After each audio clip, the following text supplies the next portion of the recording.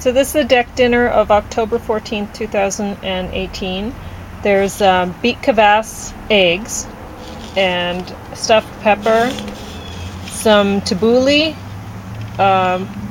baked stuffed tomato, which totally collapsed, did not work out, and some beets and sauerkraut, and carrot juice. I'm going to show a couple of things.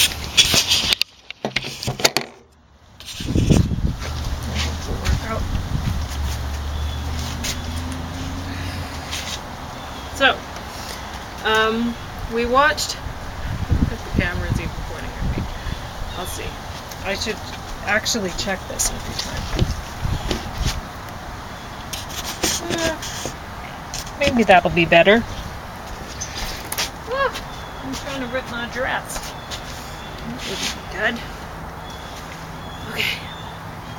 We watched a few things while I was making dinner. Well, I had my carrot juice already, and we've had celery juice this morning, turmeric, whatever. James didn't have the turmeric stuff, he never does. And I already had one of these, instead of, like, he has hard-boiled beet kvass eggs, and I have the lentil, what do you call it? Vegan calfetti eggs, so it's kale. Anyway, and it's not eggs, they're just shaped like eggs. But, so that's what I did. So my dinner is basically the same thing, but I don't have the stuffed pepper and I don't have the hard-boiled egg. Mine's all vegan. I put a little bit of green beans with the tabbouleh because I have them. But otherwise it's just run-of-the-mill tabbouleh. Very easy to make. It's a great dish. Usually you think of salad dishes for summer, but tabbouleh is great for fall because my mint from the garden is in this. I just harvested it today, and the parsley. So in the fall, these herbs, including chives, which I could have used, but I didn't. I had red onion, which needed to be used up, so I used red onion. But I can make with chives, and it's great. These herbs are great fall herbs because they're still harvestable this time of year, which is terrific. Oh, I wanted to show another thing without getting my sleeve in the food.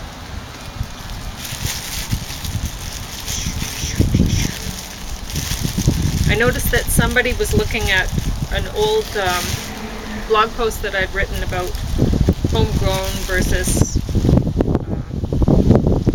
store-bought carrots, and I had failed to mention something in that post. You get fun carrots when you grow them yourself, because every time these roots will hit, because carrot, it's a root, right? It's a taproot. So anyway, anytime the root will hit something it doesn't want to grow through, or can't grow through, like say a rock, it bends. So you get a lot of splitting and curving, and most of the time you don't want this, right? And so you get your store-bought carrots and they're perfectly straight, and you get your homegrown carrots and they may not be. But this is how I remember them being from the farm all the time, was sometimes you got some really fun shapes, and I was always thrilled with them because I'd play with them while I was harvesting them, and I don't know, it didn't bother me because honestly, if you soak, once you harvest your carrots, you harvest your homegrown carrots and you put them in a Rubbermaid tub or some sort of a tub full of water, or covered with water. The soil will settle off of them for the most part. So washing, given the funny shapes that they end up being, is not a big deal as far as I'm concerned. You soak them and then you bring them in the house and then you rinse them off before you use them, and they work out really great. Now, one thing you will notice about homegrown versus store-bought carrots is you actually want to eat homegrown carrots. They taste sweet and yummy, whereas the store-bought ones taste bitter and disgusting, and they really don't have a lot of flavor besides the bitter. They're just not nearly as good. So always when I was a little kid, pull up a carrot and dust it off on my pants or on my pretty dresses. I wore pretty princess dresses while climbing trees and doing silly things, and they'd get totally ripped up.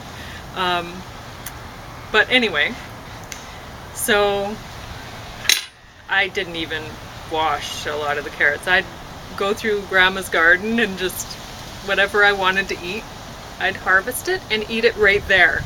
And I probably got a lot of minerals in my diet that way from the soil. Whatever. It was fine. I loved it. So I ate the peel, and I was a little kid, like this tall, pulling up carrots, eating the peel, and it was delicious to me. Whereas now, a store-bought carrot, eating the peel is not as pleasurable. And so then you end up peeling it, right? I know I do a lot of the time. I end up peeling.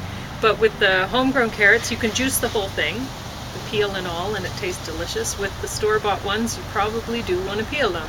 And I don't know, if you had a funny shape like that,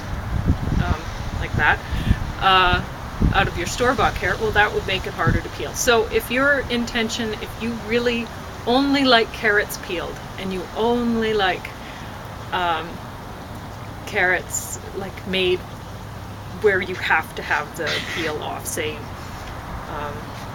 boiling them up in little coin shapes or whatever, they don't look as pretty with the peel, whatever. If you don't want the peel at all, then you probably are happier with store-bought carrots that are perfectly straight, easier to peel, whatever.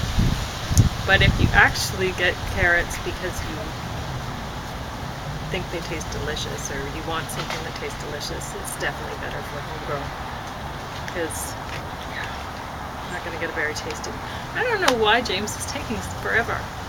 Maybe he fell asleep, I don't know. Anyway, but the beet kibas eggs turned out really nice. They look quite lovely. All I had to do was, I made a beet kibas. I want James to say how they taste, because I don't know. But, and then, which is really simple to do, it's just salt. It's just a brine that you soak the beets in. And then it kind of pickles that way for a couple days and fills itself with probiotics, bacteria. And then you drink it if you dare. But I tried and it was disgusting. But I found this recipe in one of the fermentation books that I borrowed from the library, and thought, well, I gotta do something with that beet kibas I made, so the eggs. And I'll try another recipe from there. We'll see how that goes. Anyway, watched, what was it called?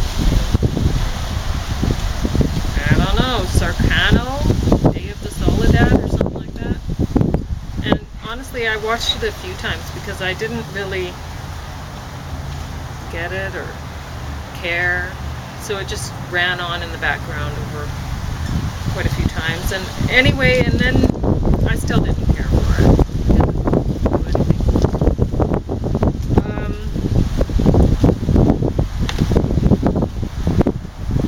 What else did I watch?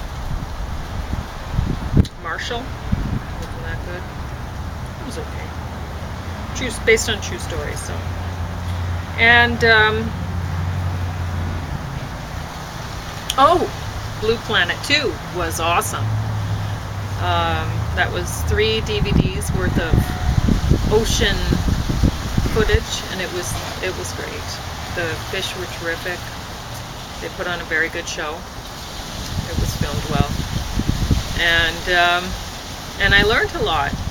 I didn't know anything about deep sea octopus named pancake octopus, maybe? Who knew? But yeah, cute little sucker. And I learned that in the deep sea, those critters down there, they withstand a lot of pressure. Should have known that, because water is heavy. But it was a lot of pressure. They said something like 16 buses stacked on top of each other or something like that. That's a lot. So those little suckers really hold up. Anyway, I think James's favorite was the octopus who was getting attacked by a fish, and he stuck his tentacle in the gill so that the fish couldn't breathe. The fish let him go, and then was coming back for more, but the octopus hurried up and he put a whole bunch of shells on top of himself to camouflage himself. Really smart and fast. And then when the fish showed up and started pestering him, he did a and the shells went, and he darted away. So it was like a magician in disappearing in a puff of smoke. Very smart. But anyway, they were. I don't know who my favorite character was in that bunch of shows, but it's worth watching. You know, like I said to James, it'd be great to have a big TV on the wall instead of like people have fish tanks or whatever. I have a fish tank. It just has snails in it now because I have no fish, but that's perfectly fine with me. So, but if you had a TV and just ran Blue Planet 2, just with the sound off, just all the time, that'd be great. It's just like having a awesome fish tank that somehow has dolphins and killer whales in it too. So anyway, earlier this morning I watched Submission, which is about a prof having a relationship with a student, and it's not as you would expect it to be, and not at all believable. But I like Stanley Tucci, or whatever his name is, so gave it a watch. I wouldn't recommend it. The Great British Baking Show Season 5. Fantastic. We love this show. You could really actually learn a lot about how to bake just from watching this. It's great. And the guys that judge the show, they obviously know a lot about baking themselves, so they're great hosts or judges, whatever. So I don't know what our favorite dessert on this has been, but the older gentleman, I don't know what their names are.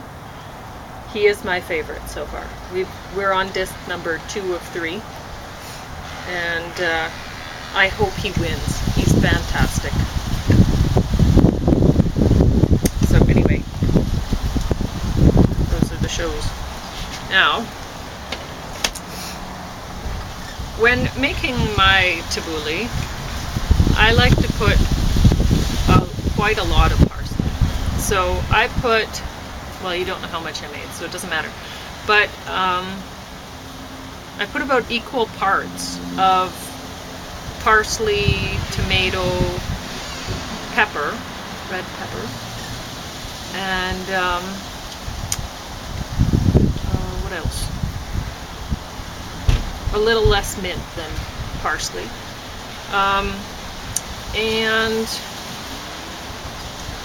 and less onion than mint, and a little bit of garlic. And I have always, before today, used lemon juice, but today I used lime juice, and I tasted some and it tastes great, and some olive oil, and I put the olive oil on just prior to serving.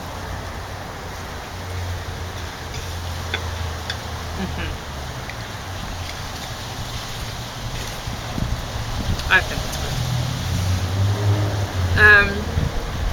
What else? Oh, and you put tabbouleh, couscous. But you You don't have to use couscous. You can use quinoa. It works out just as great. And if you're cooking your quinoa, I'd suggest the slow cooker, not the rice cooker. Rice cooker, you end up with quinoa all over the place.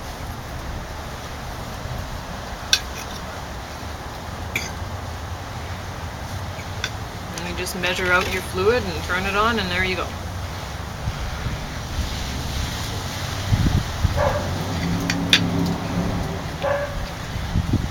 What are those? Beef kibase. Just try one. Let me know how it tastes.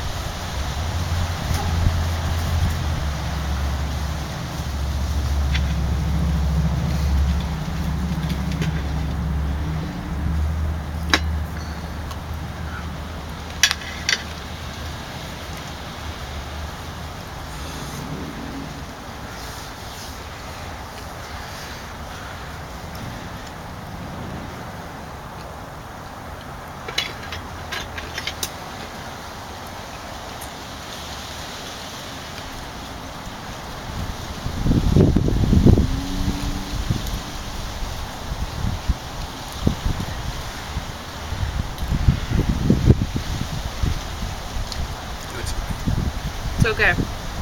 So it's full of probiotic bacteria. I don't know how full, because you only let the kibas sit on the beets for a few days, so can't ferment that much. It's bread, okay?